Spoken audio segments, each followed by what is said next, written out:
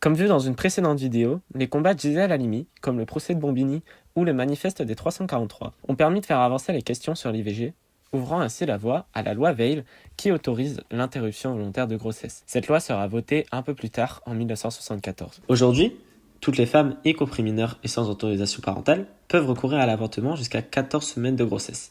En fonction du terme de la grossesse et du choix de la femme, il est possible d'avorter par voie médicamenteuse ou instrumentale, en prenant rendez-vous avec un médecin ou une sage-femme dans un cabinet de ville, un établissement de santé, un centre de santé ou un centre de santé sexuelle. Par exemple, à Lens, il existe le planning familial. L'IVG est un acte de soins pris en charge à 100% par l'assurance maladie, et cet acte est protégé par le secret pour toutes les femmes, même mineures. L'anonymat est donc possible.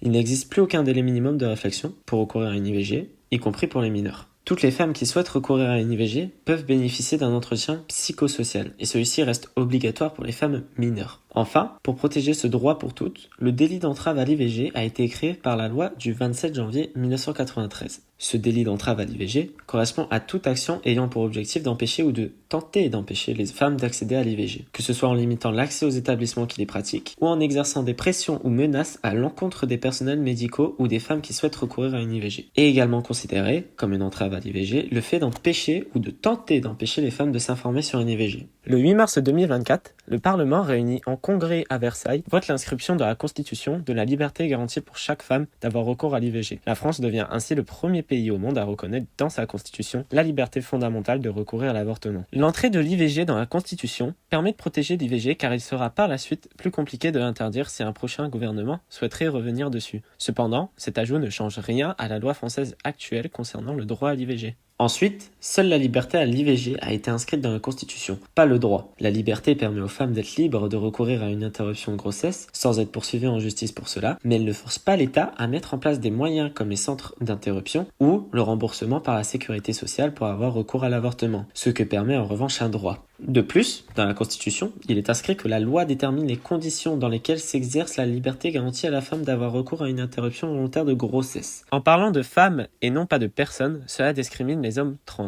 Malgré que l'avortement soit un droit garanti en France, les femmes qui ont recours à cette pratique sont tout de même pointées du doigt par la société. Il reste toujours de nombreux opposants à ce droit à l'IVG et des associations comme Choisir la vie militent devant les centres pour tenter de décourager les femmes d'avorter en les humiliant et les faisant culpabiliser. Ils organisent aussi des marches anti-IVG comme nous avons pu voir à Paris ce 19 janvier 2025. Celle-ci a réuni des milliers de manifestants. Il arrive également que le corps médical tienne des propos très dissuasifs. De plus, bien que le droit à l'IVG soit garanti, certaines conditions compliquent la mise en place de celui-ci. Dans des zones plus rurales, les médecins ou les centres pratiquant l'IVG sont plus rares. De plus, 130 centres d'interruption volontaire de grossesse ont fermé lors des 15 dernières années. Les femmes doivent donc se déplacer, ce qui n'est pas possible pour absolument toutes les femmes pour des raisons par exemple économiques. Ces complications peuvent alors empêcher l'avortement d'avoir lieu, puisque celui-ci n'est possible que pour une durée limitée. Bien qu'aujourd'hui le droit à l'avortement est garanti en France, il faut continuer à se battre afin de conserver ce droit, améliorer les conditions de celui-ci et lutter pour la liberté de chacun à recourir à l'IVG. Nous en avons eu l'exemple avec les États-Unis. Récemment, des mesures restrictives ont été mises en place suite à la décision de la Cour suprême des États-Unis. Ils ont en effet renversé l'arrêt historique Roe v. Wade de 1973. Le droit à l'avortement est donc déclaré comme étant non constitutionnel. Il appartient de nouveau aux États fédérés de réglementer l'accès à l'avortement. Celui-ci a depuis été restreint dans une vingtaine d'États. Les femmes sont donc obligées de changer d'État afin d'avorter. Cependant, les États-Unis ne sont pas le seul pays à limiter la liberté à l'IVG. En effet, sur les 5 continents des pays